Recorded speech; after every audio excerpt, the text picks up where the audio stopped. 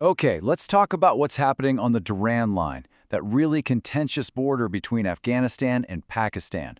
We're talking a deadly border clash, a major airstrike, a defense pact that's being put to the test, and a surprise diplomatic visit all happening at once. Now, this might look like just another regional skirmish, but it's actually a sign of a massive geopolitical shift.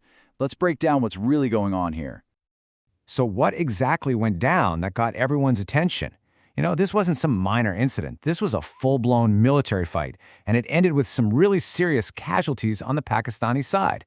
From what we're hearing from the region, the Afghan forces didn't just hold their ground. They hit back hard, overwhelmingly hard. We're talking somewhere between 15 and 20 Pakistani soldiers killed, and a lot of their military gear damaged, right there on Pakistani soil. It was a very clear, very powerful message from Afghanistan. So, why such a fierce response? What prompted this? Well, like with so many of these conflicts, you've got to rewind the clock a few days, because this all started with an act that Afghanistan saw as a huge provocation. And this is where the story gets messy, because you have two totally different versions of events. Pakistan's internal minister came out right away and called it an unprovoked attack. But other reporting paints a very different picture. It frames this whole thing as direct payback for a Pakistani airstrike on Afghanistan's capital, Kabul, that happened just a few days before. The sequence of events is absolutely crucial here. This wasn't random, it was a direct response. So after this very public, very damaging fight, Pakistan did what you'd expect. They turned to their powerful allies in the Gulf. They were hoping to get some backup by calling on a brand new defense agreement. See, just recently, Pakistan and Saudi Arabia signed this big strategic mutual defense agreement. Now, on paper, that sounds incredibly powerful, almost like a regional NATO, right? It suggests that an attack on one is an attack on both. But look at the response they actually got. Saudi Arabia, the UAE, and Qatar all put out statements. And what did they say?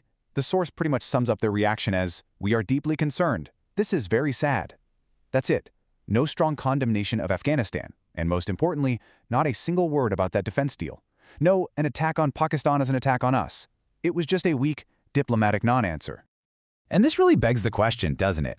If a deadly border clash like this doesn't trigger the mutual defense part of the deal, then what is this thing actually for?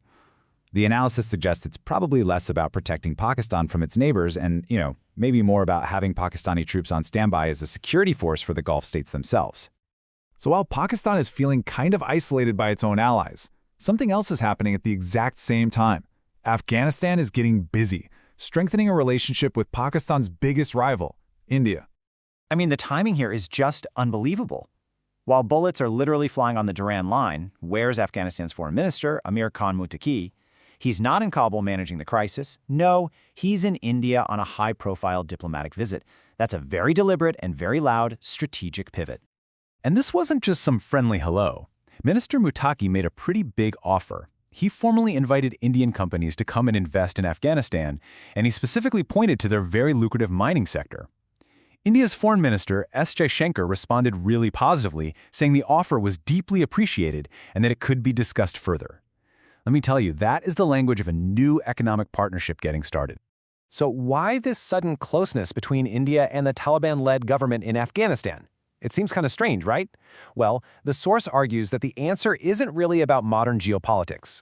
It's about a shared ideological history that started in a small town in India. To get this, we've got to talk about the Deoband movement. It's a revivalist school of thought within Sunni Islam, and it wasn't founded in Afghanistan or Pakistan. It was founded right in the town of Deoband in Uttar Pradesh, India. This timeline really shows you how it all connects. The movement kicks off in India way back in 1866. After the partition of India, that ideology spreads into Pakistan, where these really influential religious schools were set up. Graduates from those schools then took the ideology into Afghanistan. And here's the kicker. Today, many of the top officials in the Afghan government, the Taliban, can trace their intellectual and spiritual roots directly back to that original movement in Deoband, India. And the town of Deoband itself? It's still a major hub for this school of thought, with a population that's about 71% Muslim. So, for the Afghan leadership, this isn't just some random town in another country. It is the ideological wellspring of their entire movement. This is exactly why, during his visit, Minister Muttaqi's reception in Deoband was described as being incredibly warm, almost like a homecoming. He wasn't just seen as another foreign diplomat, he was seen as one of their own, a product of their shared heritage, returning to the source. This connection goes so much deeper than just politics. Okay, so let's put all these pieces together. You've got a border clash, a failing alliance, a brand new friendship, and this deep historical connection.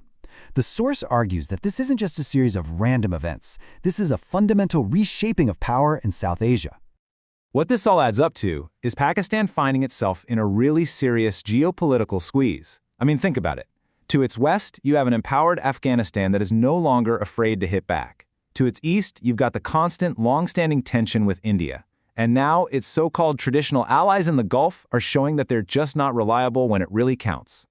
And that leaves us with one final, absolutely critical question. The old certainties in this region are basically dissolving, as Afghanistan reasserts itself, potentially with India's backing, and as Pakistan's old alliances start to show their cracks, we are literally watching the geopolitical map of South Asia get redrawn right before our eyes.